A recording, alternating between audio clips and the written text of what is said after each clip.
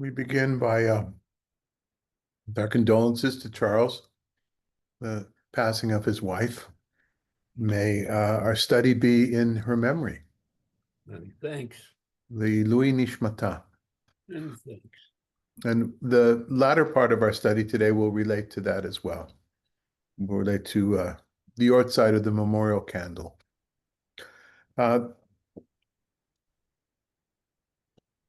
Okay, so this is a little bit different than our standard way is I pick out a unit, then I give some rabbinic commentary, then another unit.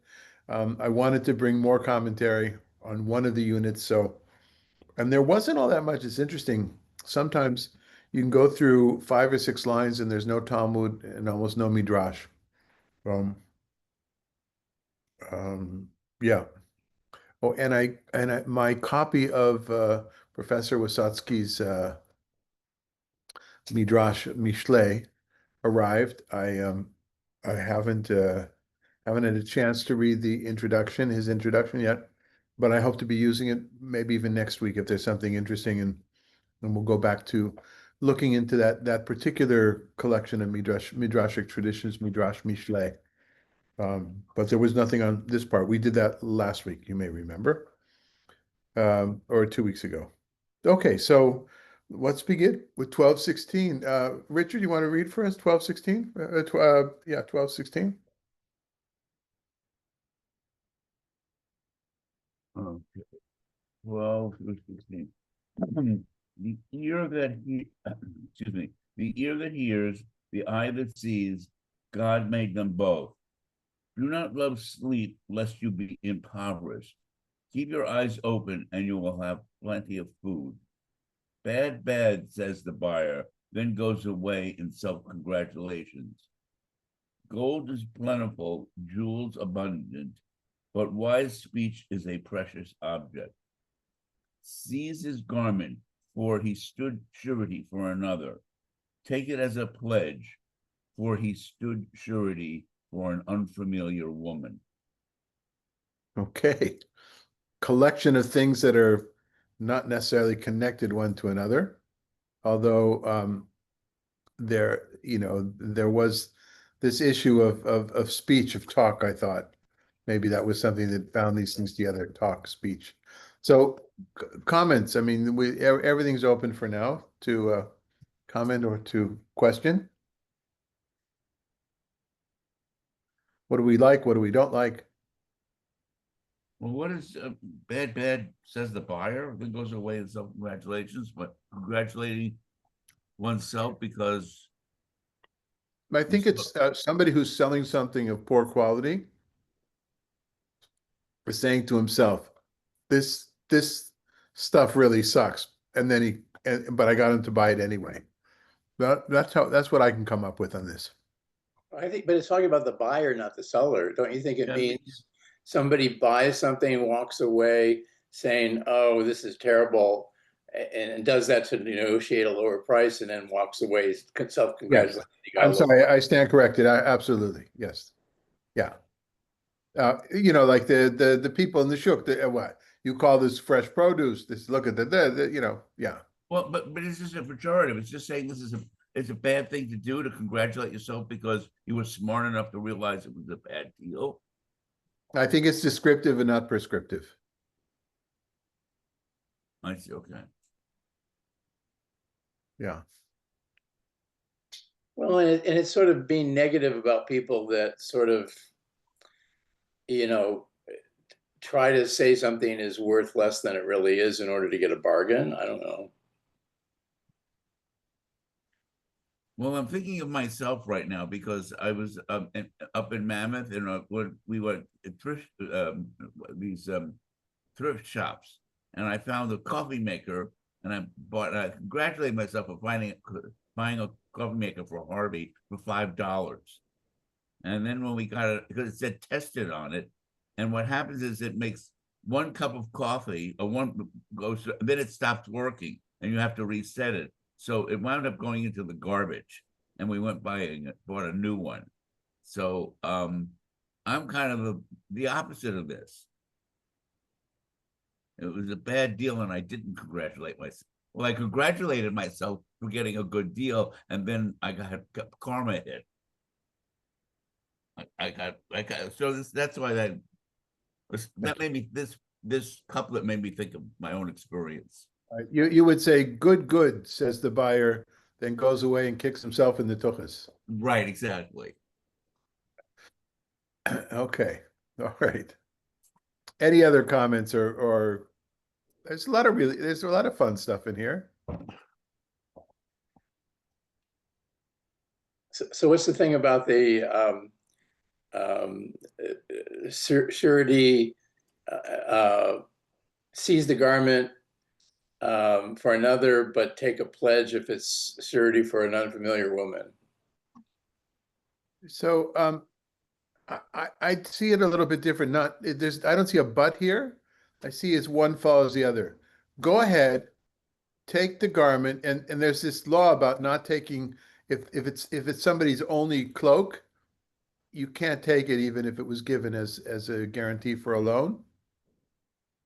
Take it anyway, because when he took this, he took this on behalf of something negative he shouldn't have been doing. In other words, you can take it because when he borrowed that money, it was to flirt with or to seduce or another woman for a bad cause.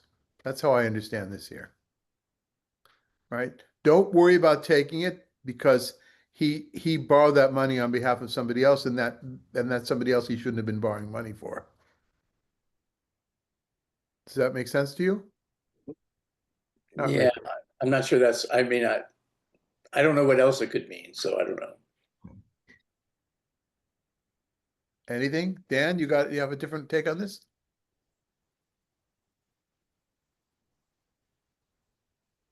No, I'm just puzzling over the language. I don't have don't know what to make of it, Yeah. honestly. Um, so if I start at the top, the ears, the hears, the eyes that see, and the God made them both, it's kind of like what happened? I've been signed out. Does that mean I'm not here? No, Okay. you're there. You're there. Okay. You're here, you're not signed out. Okay, it flashed up a thing. All right. This idea of hearing and seeing, that is not just listening, not just hearing something, but internalizing and the real hearing, the real seeing is a gift of God. And maybe something of the divine, the divine image in each of us, that hearing and seeing. It lifts those senses up to a higher level, at least potentially.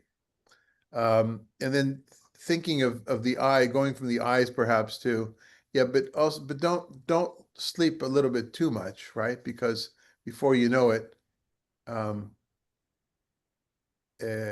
you'll be impoverished. So this is two things that are different. In other words, they have to do with the eyes. Don't sleep too much. That you may become. Tivaresh comes from the word Yerusha, Yarash, inheritance, but it's a play on word double entendre here. It means you might lose your Tivaresh means you'll lose your inheritance, but also the word Rash means poor. And while linguistically they're not connected, at least from an listening point of view, they are. You hear it the same way. And then and then but if you keep your eyes open, then you'll be all right. You'll have plenty of food. You've got it. That's how you'll fare well in this world. I don't think there's not much about the God is the gold is plentiful. We had something similar to that beforehand. But all the things here that I brought have to do with the face, seeing, speaking. Yeah. Maybe not the end. All right. Anything else on this? Okay. So Eileen, 1722. Bread gained by fraud may be tasty to a man, but later his mouth will be filled with gravel. Plans laid in council will succeed. Wage war with stratagems. Whoever gives away secrets is base. Do not take up with a big mouth. Whoever reviles their father or mother will be without lamplight when darkness comes.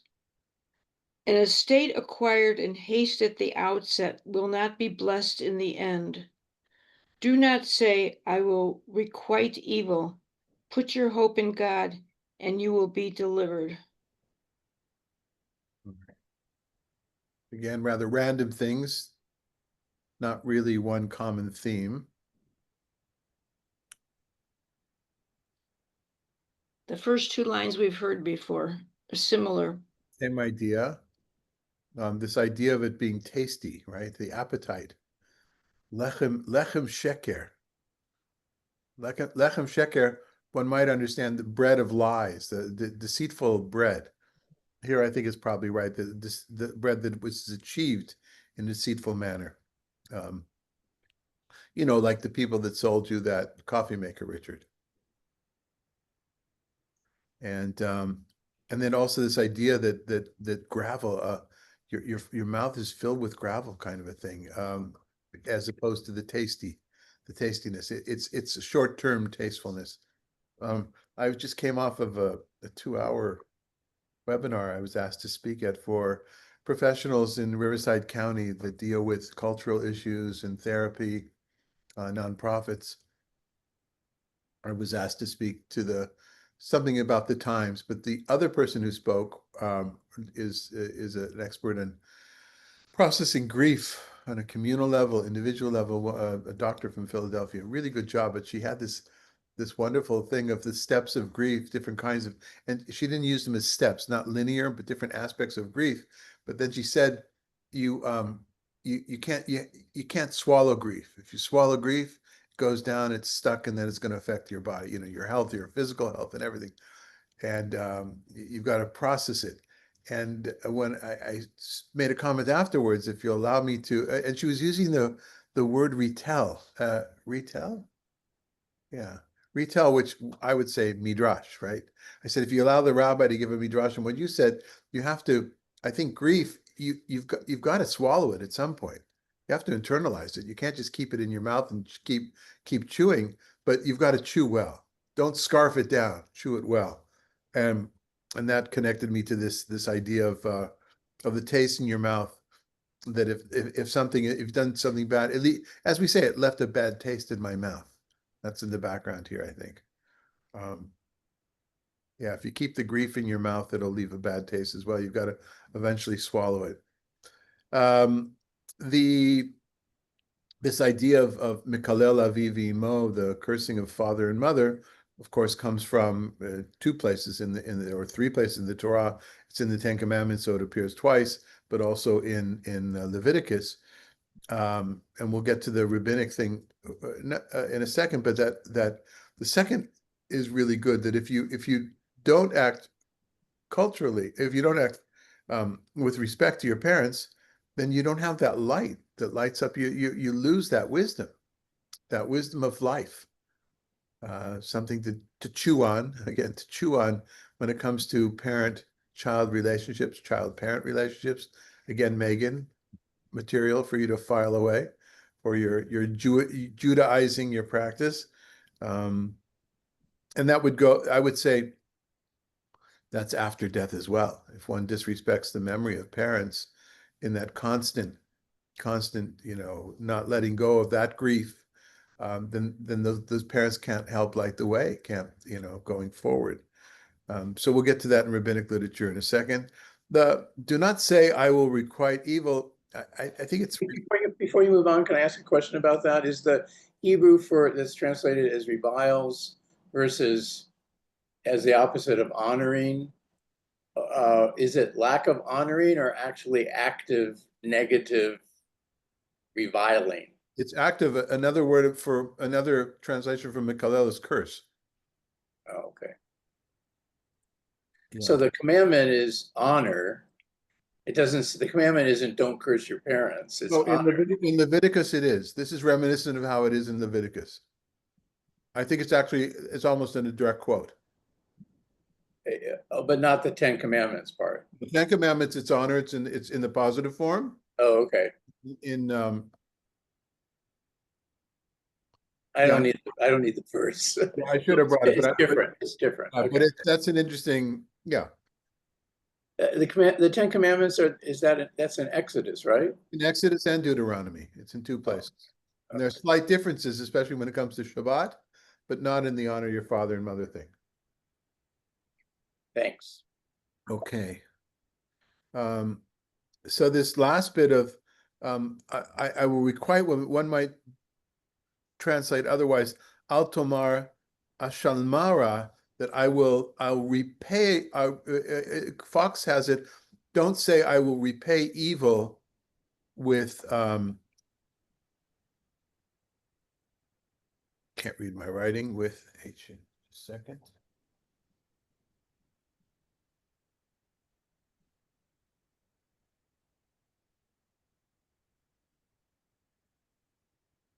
Yeah, do not say I will repay evil with harm. Instead, put your hope in God.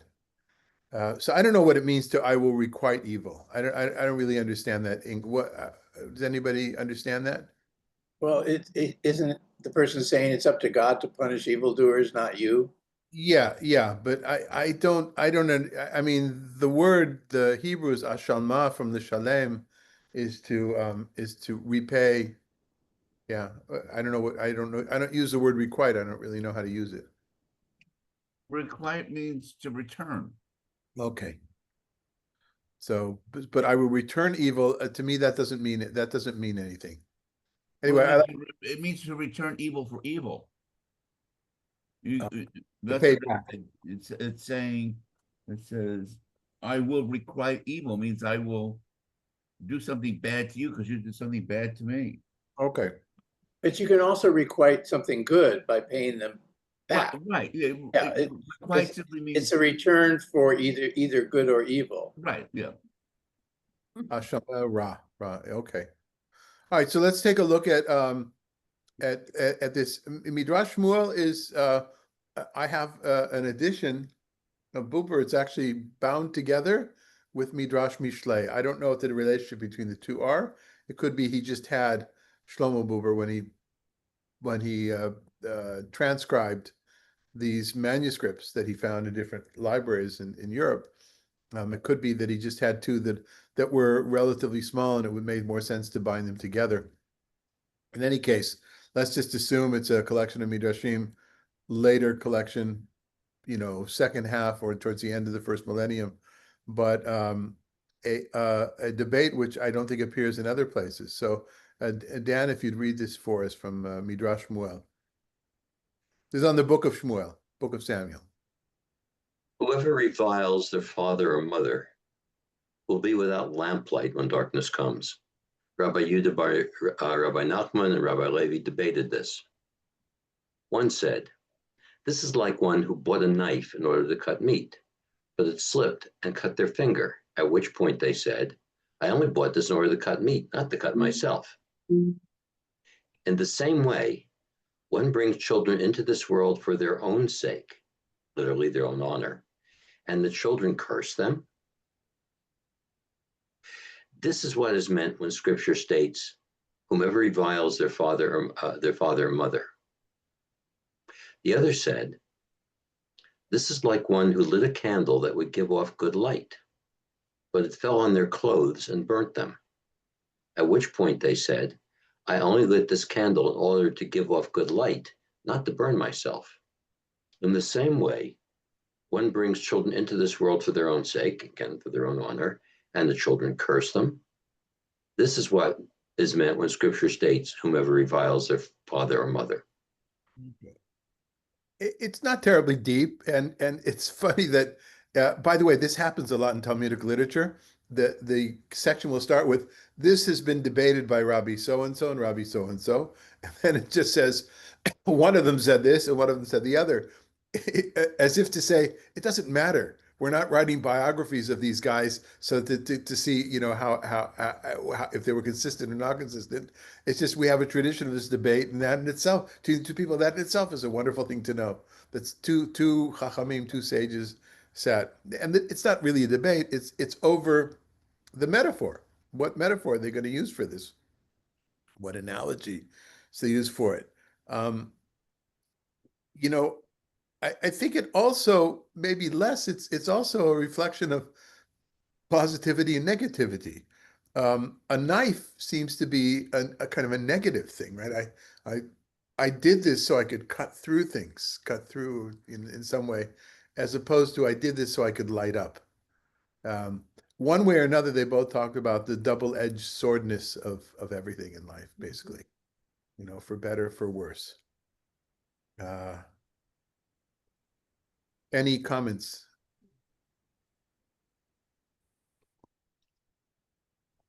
All right, Dan, why don't you continue in Michelet?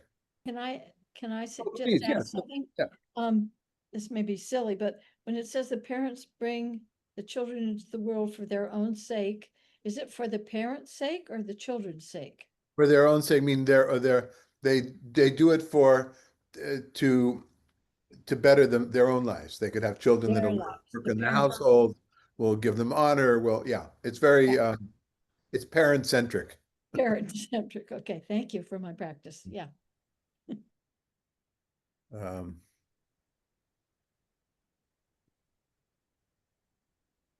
Anything else? All right, Dan, you want to continue 23, 25? False weights are an abomination to God. Dishonest scales are not right. People's steps are decided by God. What do mortals know about their own way? It is a snare for mortals to pledge a sacred gift rashly and after the vows to reconsider. A wise king winnows out the wicked and turns the wheels upon them. And there's really it connects all these four things. By the way, it should be 23 to 26.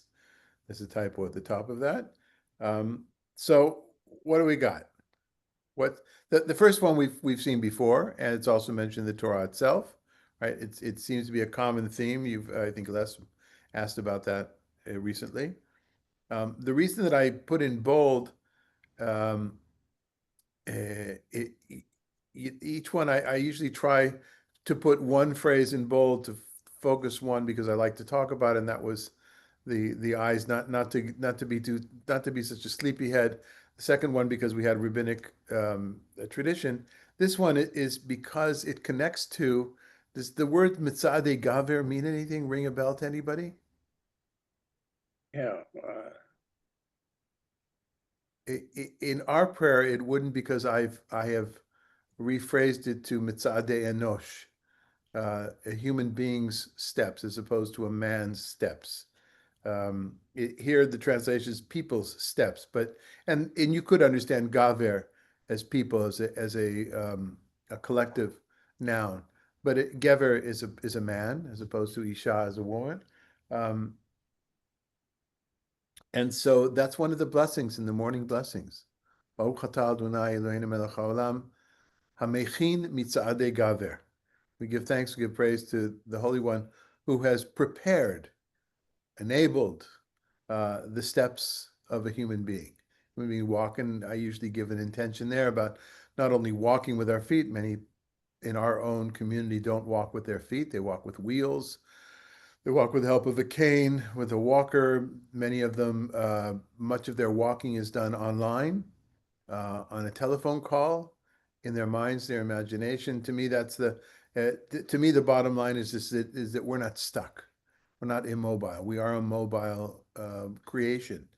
Um, so that's a gift of God, according to this. But the meaning here is different than the way that I usually use it in the morning blessings. Is that it's kind of a fatalistic thing here, right? You could say human beings think that they know what they're doing, they're walking, but in the end, that's decided by God. Where you walk has already been decided by God. Now, that's a challenging idea, even from a Jewish point of view, or not even, or particularly from a Jewish point of view, about free choice. So one might say instead that there is a kind of a master plan.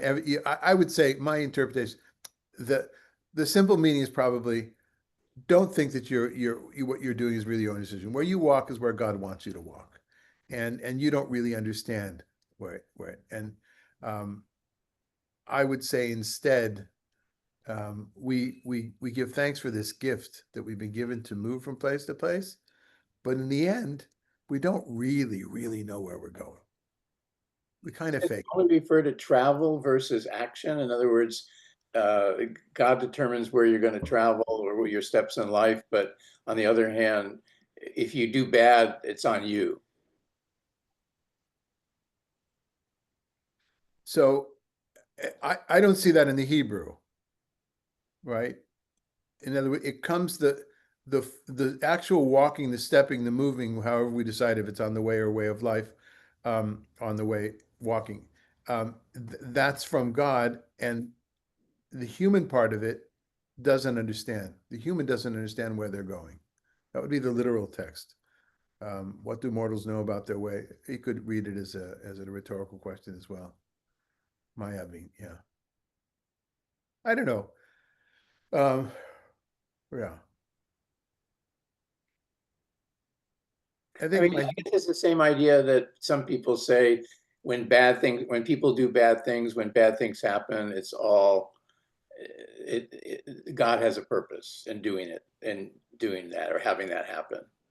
that would be one side of it. Yeah, yeah, people say, "Oh, I believe there's a reason for everything," that kind of a thing. Giving a life to me, I don't know if that's I don't know Don't if there's, agree with it. I'm just sort of yeah, noticing. no, I know. I don't know if there's a reason that hundreds of people need to drown in flash floods in Texas right now. Like, you know, all things are for the good. I don't know that that is necessarily a true statement that I would, um, yes. Yeah, no, maybe not all for the good, just maybe not all for the good, but that for me, what kind of is my vision of it is like this iceberg that is only very small part of it is over, you can see, and most of it is hidden.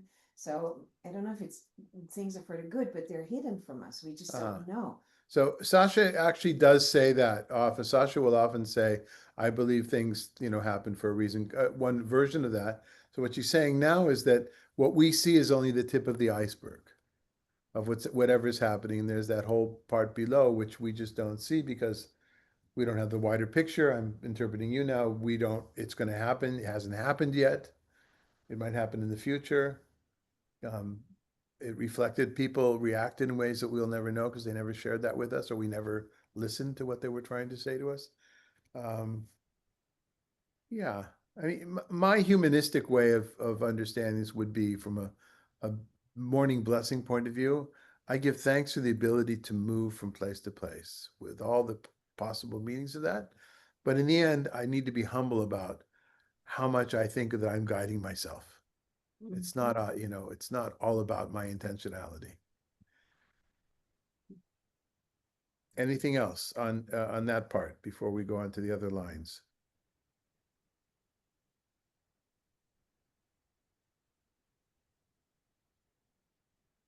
Okay, we had this idea of this usage of winnowing before, winnowing that's separating the grain from the chaff.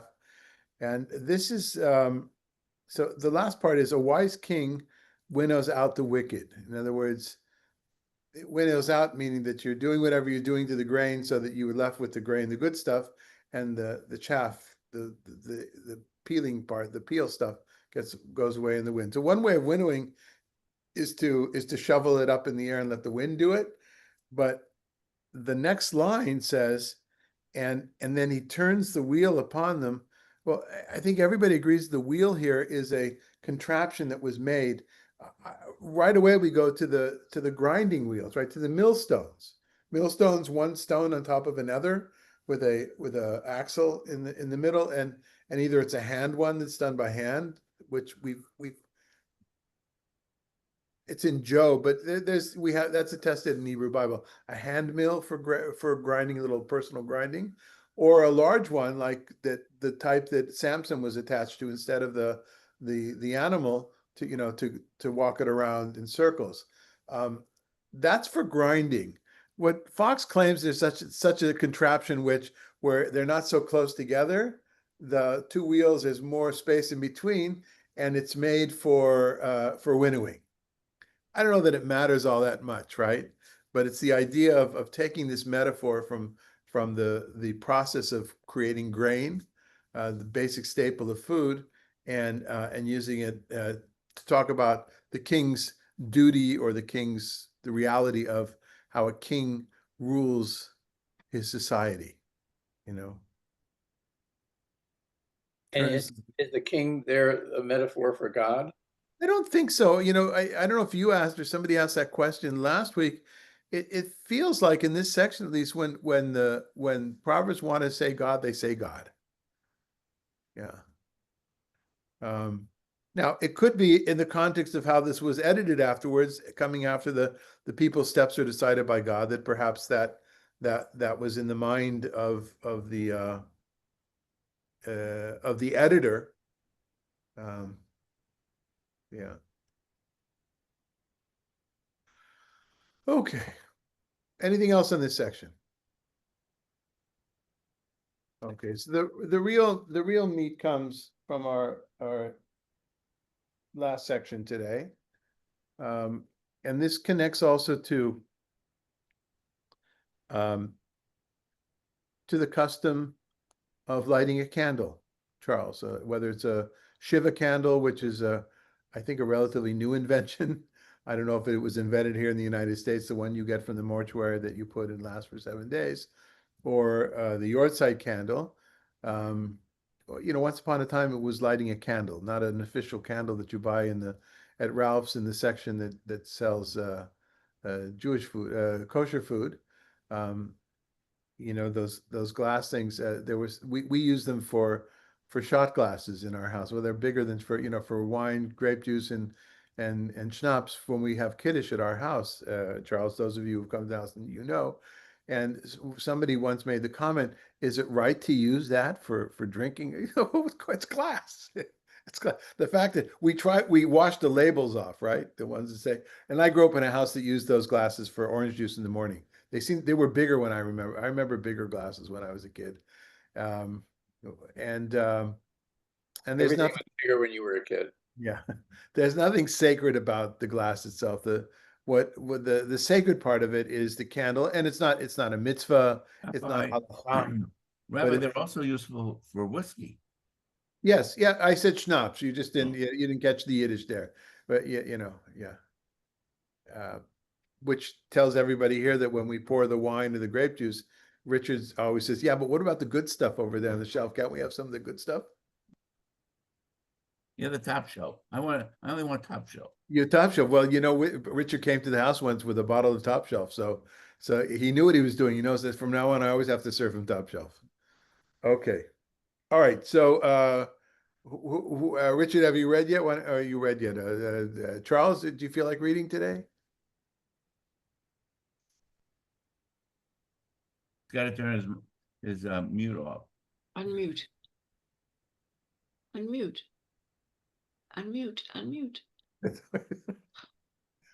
All right, Charles, we can't Yes, hear you. I, Okay. I said I had my eyes dilated about Oh. 2 hours ago, but Okay. I'll give it a try. All right, And thank you. thank you for that honor you gave to Sarah. Thank you. A mortal's life breath is God's lamp, revealing all their inmost parts. Faithfulness and loyalty protect the king. He maintains his throne by faithfulness. The glory of young men is their strength. The majesty of elders is their gray hair. Bruises and wounds are repayment for evil, striking at one's inmost parts. Okay. So the connection is that you will often find on these Yortzeit candles the words Ner Adonai Nishmat Adam. You'll find it in cemeteries. If there's cemetery art things, you'll often find this verse. The idea that the neshama is compared to a candle. You know, I've shared with you many times just the other night at Roberta's Sefer's house at her shiva, this idea of the Hasidic idea of the flame reaching upwards until it dislocates itself from the wick and the wax and the oil, and then it goes out. This idea that we feel that with the death, especially of a close loved one, in this case, Sarah, um, that a light has been lost in this world, a light has been put out, and we want to try to get back some of that light. So symbolically, we light a candle. It would be interesting to hear from, to me, it would be interesting to hear from people from the Christian world that does have candles, which is mostly Catholic churches and Orthodox churches, where those stations that people I see them can like what's going through their minds, what's their intent, what is their intentionality. It's something we have in common, lighting candles in this way, not just for this, but Shabbat candles. We'll see something about that in a moment. That we have with Christianity, although not with Islam. Just an interesting fact. First time I spoke about, one of the first things I did in an interfaith context was in Fredericksburg, in Hill Country, very close to Kerr County is the next county over. I think Fredericksburg is in Gillespie County. But that area, that river, this destruction, and folks that I know down there, or my cousin and many friends. I've been doing interfaith work there already since probably 2002, 2003.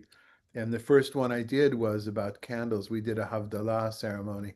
So I did a teaching about candles in the Jewish, and it was Advent. And so I saw there's this custom of Advent candles. So I wanted to speak about that. Knew nothing about it. It was in a Lutheran church, and I wanted to add something from Islam, and it turns out the candles are not mentioned anywhere that I found in Islamic traditions. To light a candle is not part of it. I don't think I came up with it myself. I must have seen a footnote someplace that somebody suggested that perhaps it's because of Zoroastrianism that the lighting fire is a major element of Zoroastrianism, and Islam has an ongoing polemic with Zoroastrianism, at least in that part of the world. Um, yeah, so one way or another, that's kind of the background. And so I brought some of my favorite sources about that utilize this particular verse here. Um, Les, if you would read from, and we'll look at the other, well, let's look at the other parts of the proverb first before we get to this. So this idea that God's breath life, because it's nishama, nishmat adam. Neshama is soul, so it could be translated as soul or breath, life breath, or something with the word breath in it. And this one's interesting because God uses that soul to light up the different dark places in the body. Yeah, you asked, I think Leslie, you asked about why the kidneys or why the liver, why the heart. Well, your heart you didn't ask about, but kidneys are a strange place for us Westerners to think about. All those things are hadre batin, the chambers, literally the chambers of the belly, what is translated as the innermost parts, the chambers of the belly, thinking of different glands and things like that. God will light them up, the dark places where the secrets are, where the evil lurks, so to speak.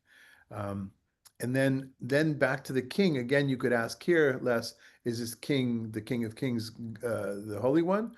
Or I'd say that perhaps the editor was reminded and brought it this way after this business about God's lamp, but that in the earliest version of this is about a flesh and blood king. Um, just common sense kinds of things here, nothing particularly picture. I highlighted also the word vahadar zkenim seva. On one hand, the glory of a young man is in their strength, and on the other hand, the majesty which is parallel to glory of us older people is the whiteness of our beards, or the whiteness of our hair, or the whiteness of our being, right? The experience that we have as being older, and I say that with humility here, being probably the youngest amongst, well, Sasha's next to me. She's a few years younger. But I have gray hair. But she has gray hair. Okay. All right. Thank you. And then there's a typo in the Hebrew for those looking at the Hebrew. If you're trying to figure out what is the word bara'u makot, there's no word. It should be chaburot petza tamruk or tamrik, as Fox stays with the way it's written, tamrik bara, that bruises and wounds, or very bruising wounds could also be the translation. They help um, repay. They repay the evil. That's kind of they compensate for the evil that's done. It's like through punishment you can become pure. It's that kind of idea. And the next line should be umakot, which is the last letters of that last word. The umakot hadre baten, but striking or other kinds of strikes, we'll call them. They strike at one's innermost parts. It's the same thing, and this way, this particular literary unit, it has an inclusio. We call it inclusio with the words chadre batin, with the innermost parts, the inner workings of the body. Okay, yeah. So, Les, were you going to read Sure. number one? Bar Capra opened by saying, "It is you who light my lamp." The praised Holy One said to Adam, "Your lamp is in my possession, and my lamp is in your possession." In other words, what's yours is mine, and what's mine is mine, I guess. Anyway, or mine is yours. Anyway, your lamp is my possession. The human soul, life, breath is the lamp of the Lord. My lamp is in your possession. Command the Israelite people to bring out clear oil of beaten olives for lighting, for kindling lamps regularly. The praised Holy One said, "As you shine your light on me, I will shine my light on you." Any comments or questions on this? It's a pretty straightforward tradition showing the reciprocity between God and human beings and humanity, utilizing the light. Oh, except the light that God shines on man is their soul and their life, and then man has a physical light to acknowledge God. I don't know.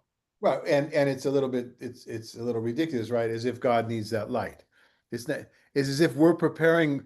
We put a light in the temple. The reason it says that, I'll finish sentences. Sorry. It's it's saying we put a light in the temple for God, so that God can see what's going on in the temple. The reason for this is, I think, is that that light is lit during the daytime and not during the night. At night, it's put out at the end of the day. And that light is burning whether or not human beings are in that space doing stuff. That in itself is the mitzvah. And perhaps that gave fuel or fodder to the anthropomorphism that God needs the light. But it's more like we'll provide a light for God. We know God doesn't need the light, but we need to feel like we're helping God as well. It's one of those. It's a human need for reciprocity, um, which is developed in the Hasidic tradition. I don't know a lot about it. I just know that Heschel wrote about it, and one of the title of one of his books is God. One is there's two books. One is Man in Search of God. The other, and I don't think the other one is God in Search of Man, but it was retitled by others as God in Search of God in Search of Man. Yeah, that God. In any case, in that Hasidic understanding of Kabbalah, that God needs humanity in the same way that humanity needs God. I don't know that I prescribe to that, but yeah. Why don't you read another one? This one from if Leviticus Rabbah is from the mid first millennium. This is from the as you can see from 13th, 14th centuries. It is well known that the soul, life breath, enjoys or benefits from the lighting of lamps, and it moves along in refined glory and joy while spreading out and expanding through the pleasure of light, since it is in essence a portion of light drawn from or hewn out of the enlightenment or light of wisdom. And so, for this reason, it is attracted to the light, since it is the same kind, despite the fact that the latter is merely physical light, while the former soul, life, breath is pure and uncomplicated metaphysical light. Therefore, King Solomon of blessed memory compared the soul, life, breath to a lamp. And as it is written, the human soul or life breath is the lamp of the Lord. In his explanation, colorful explanation of why is it that it, it's kind of like, why is it that why do we like candles? Why do we like to look at candles? Why are our eyes are drawn towards candles, whether they're romantic candles over, a dinner, whether it's or whether it's a sunset or sunrise or um, this why do we use candles for different occasions? It's because the soul is excited. The inner soul, when we walk by a candle, the soul will kind of say, whoa, hold on, let's take a look at this. That reminds me of back home when that's where I come from. I come from that block of light, that soul. The soul says, oh, that's my chevra, that's my mishpocha, right? I want to be closer to them. There was I don't think there's any Trekkies here, right? But I enjoyed every iteration of Star Trek, and I still do, and I look forward to the new ones. But there's one that's called Deep Space Nine. And in Deep Space Nine, one of the major characters is a shapeshifter. He's called Otto, I think. He's the sheriff of the space station, and he's in the form of a human being. He's got a weird shaped face, but he can also assume the shape of a chair or something. That's why he's so good at being a detective he's the constable of Deep Space Nine, of the space station.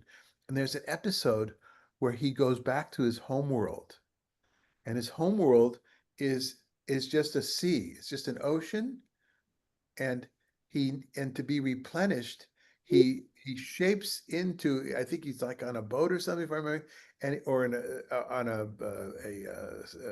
a craft of some sort, a shuttlecraft, and he goes into the water. He's absorbed into this great planet of just liquid of his people. That's what I was the first time I saw this Rabbeinu Bachya. That's what I thought of. Yes, that's where my mind goes. In other words, there's this place that the soul comes from. It spends some time, it spends time with us here down on earth, suffering or not suffering and doing what it can. But in the end, it goes back to that place. Goes that place, that big sea of souls, if I use the analogy or the metaphor from Star Trek. And perhaps, Charles, for you and for the family, this is some sort of comfort, depending on what you believe about life after death and what the soul is. For me, it's not about personally. It's not about sitting at a table eating, delicacies and things like that the rabbis might talk about, or learning Torah with Rabbi Akiva, or whatever one's fantasy is. To me, this is a metaphor that speaks to me, that soul goes back to that where souls come from. This nearness to God's self. I appreciate you honoring Sarah this way. Thank you. A pleasure. So, Megan, you want to read 3 for us from the Talmud?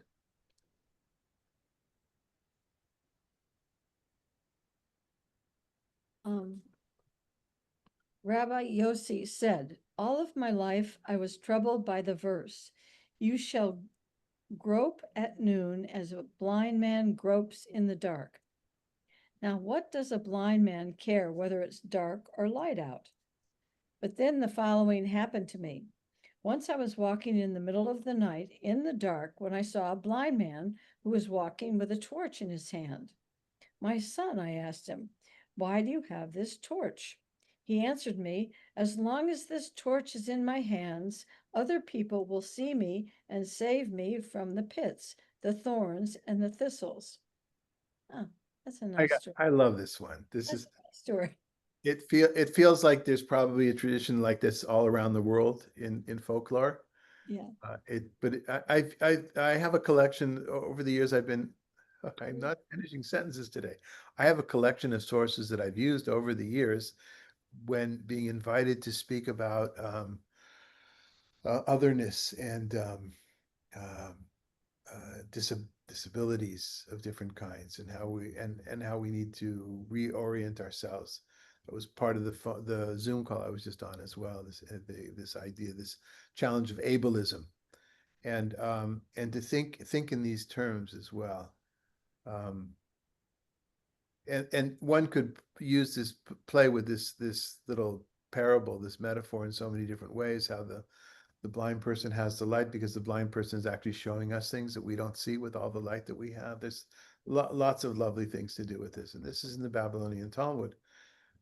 In the Jerusalem Talmud, not because it's Jerusalem as opposed to Babylonian, but just that's the next source, is something a little bit more sinister, but it's in the background of rabbinical literature as well. It's misogynistic even, I would say. And Dan, if you could read this one for us from Jerusalem Talmud. This is from the section that talks about things that the husband must check with his wife before Shabbat begins, you know, and it's the three things. Have you lit the candles? Have you tithed the vegetables, the fruits and vegetables? Because once Shabbat starts, you're not allowed to tithe, and then you can't eat them because they haven't been tithed. And have you created an eruv? No. No, so no, here. No, not here. No, Well, but no. I'm giving the context of where this is said. Chala, maybe it's chala, maybe, and the other one is chala, right? Anyway, but now becomes this tradition. Go ahead. And candle lighting. The first man was the light of the world, as is said, God's light is Adam's soul. Eve caused him death. Therefore, they handed the commandment of the light to the woman. It was stated, Rabbi Yossi says, there are three clingings of death, and all three were handed to woman. These are they, the commandment of Nidah, the commandment of Chala, and the commandment of lighting the light. Let's dissect this a little bit. The word Adam is the man's name, but also means human being. And so the way I translated this was to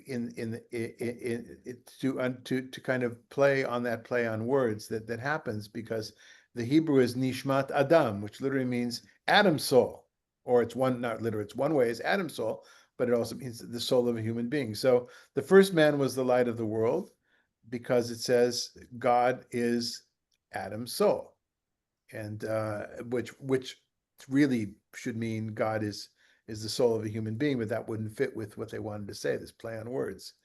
And then, of course, Eve caused the death because she was the one who led him to eat from the forbidden fruit. Before that, they would have lived in immortality, both of them. And so she's the one who needs the tikkun, the adjustment. She's the one who can do the fixing. And the fixing has to do with the precariousness of these three areas of life, is that if you don't do them right, you will die. And one of them is nida. If you sleep with a woman who is impure from her menstrual cycle, not gone to the mikveh, then that will lead to death. If you eat from bread that has not been properly the portion taken for the priest, for the Kohanim, that will lead to death. And if she doesn't like the lights of Shabbat, so it's a pretty harsh statement, but it does connect to our verse in a very, very different way, right? A very taking it out totally out of context. I would say almost playfully, except for what comes in the rest of the tradition. So, comments or questions? Sasha? No, this is just reminding me of why the three reasons why women die during childbirth Is nida, chala, and hadlakat nerot. Yeah. That's the death. It's not the death of the man, right? These are yeah, thank you. The three, and this is that's probably from the Mishnah or from the Bavli.